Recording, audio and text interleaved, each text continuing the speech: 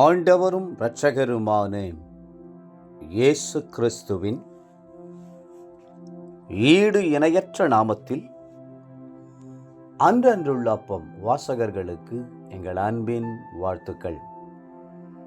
2026 ஆண்டு ஜனவரி மாதம் 6ஆம் தேதி செவ்வாய்க்கிழமைக்குரிய தின தியானம்.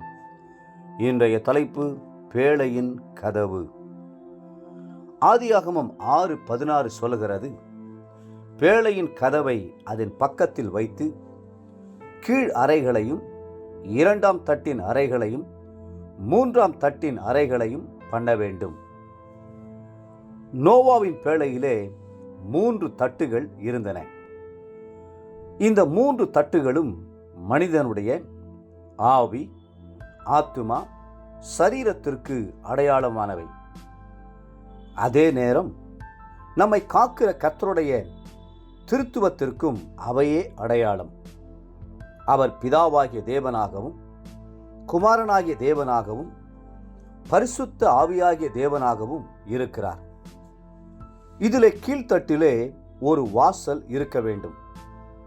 நமக்காக பரலோகத்தை துறந்து பூமியின் தாழ்விடங்களிலே இறங்கின கிறிஸ்துவே ரட்சிப்பின் பேழைக்குரிய வாசலாக இருக்கிறார். இயேசு சொன்னார், நானே வாசல். என் வழியாய் ஒருவன் உட்பிரவேசித்தால் அவன் ரட்சிக்கப்படுவான். அவன் உள்ளும் புறம்பும் சென்று மேய்ச்சலை கண்டடைவான். யோவான் 10:9. அவர் வாசல் மட்டுமல்ல, வழியாகவும் இருக்கிறார்.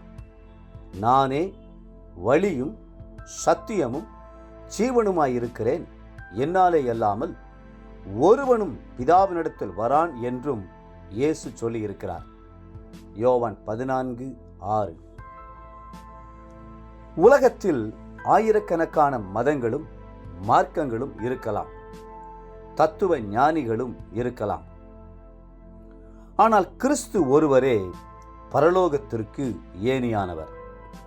பாவ மன்னிப்பிற்கென்று தம்மையே பாவ நிவாரண பலியாக ஒப்பு கொடுத்தவர். அவர் ஒருவர்தான். ரட்சிக்கப்படுவதற்கு அவருடைய நாமமே அல்லாமல் வேறொரு நாமம் கட்டளையிடப்படவில்லை. நோவா செய்த பேழையில் ஒரு ஜன்னல் இருந்தது. அது 3ஆவது தட்டிலே உயரமான இடத்தில் இருந்தது. அந்த ஜன்னல் பேழைக்கு வெளிச்சத்தையும் காற்றையும் கொண்டு வந்தது. அந்த ஜன்னல் என்பது தேவனோடு உறவாடி ஐக்கியம் கொள்ளும் ஜெபத்திற்கு அடையாளமாய் இருக்கிறது. நாம் ஒவ்வொருவருக்கும் தேவனோடு ஒரு ஆழமான அன்பும் ஐக்கியமும் உறவும் தேவை. ஜெப ஜீவியம் மட்டுமே அந்த ஐக்கியத்தை நமக்கு பெற்று தருகிறது. ஜெப நேரத்தில் நாம் கர்த்தரோடு உறவாடுகிறோம். கர்த்தருடைய ஆவியானவரும் நம்மோடு உறவாடுகிறார். நோவா உருவாக்கிய பேழையின் ஜன்னல் மூடி கிடக்குமானால் அந்த பேழையில் இருக்கும் மிருகங்களின் கழிவுகளினால் ஏற்படும் துர்நாற்றம் அதிகமாக வீசுவதுடன் உட்புறம் இருண்டும் இருக்கும். அங்கே ஆரோக்கியம் உள்ளதாய் இருக்காது. உங்கள் ஆவிக்குரிய வாழ்க்கை ஆரோக்கியம் உள்ளதாய் இருக்க வேண்டுமானால் உங்கள் உள்ளமாகிய ஜன்னல்கள் பரலோகத்தை நோக்கி திறக்கப்பட்டிருக்கட்டும். தானியேல் தன்னுடைய ஜெப அறையின் ஜன்னலாகிய பலகணியை எருசலேமுக்கு நேராக திறந்து வைத்திருந்தார். உங்களுக்கு ஒத்தாசை வரும் பர்வதமாகிய கல்வாரிக்கு நேராக உங்கள் உள்ளத்தை திறந்து வையுங்கள். அப்பொழுது வானத்தையும் பூமியை உண்டாக்கின கர்த்தரிடத்திலிருந்து உங்களுக்கு ஒத்தாசை வரும். 121ஆம் சங்கீதம் 2ஆம் வசனம்.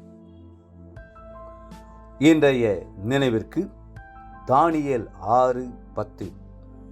தானியேலோவென்றால் அந்த பத்திரத்துக்கு கையெழுத்து வைக்கப்பட்டதென்று அறிந்த போதிலும் தன் வீட்டுக்குள்ளே போய் தன் மேல் அறையிலே எருசலேமுக்கு நேராக பலகணிகள் திறந்திருக்க அங்கே தான் முன் செய்து வந்தபடியே தினம் 3 வேளையும் தன் தேவனுக்கு முன்பாக முழங்காற்படியிட்டு ஜெபம் பண்ணி ஸ்தோத்திரம் செலுத்தினான்.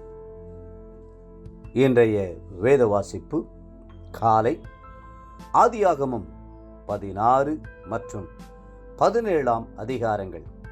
மாலை மத்தேயு 5 அதிகாரம் 27 48 முடிய. அன்புக்குரிய அன்றையுள்ள வாசகர்களே, மீண்டும் உங்களை வாழ்த்துகிறோம். எப்பொழுதும் ஜெபத்திலே தரித்திருங்கள், தேவனோடு உறவாடுங்கள். கர்த்தர் தாமே உங்களை ஆசீர்வதித்து மென்மேலும் உயர்த்துவாராக. ஆமென்.